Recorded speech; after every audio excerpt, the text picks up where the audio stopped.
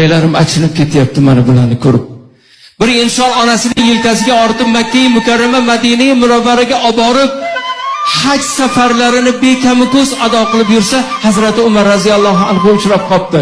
Ey Hazrati Umar, qarang, onamni yelkalarimda ko'tarib, poyi piyoda haj qildirdim, haj arkonlarini to'liq bajartirdim.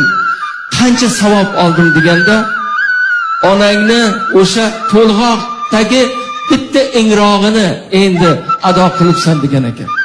Bizda butun umrimiz yetmaydi onani oldidagi vazifani bajarishga.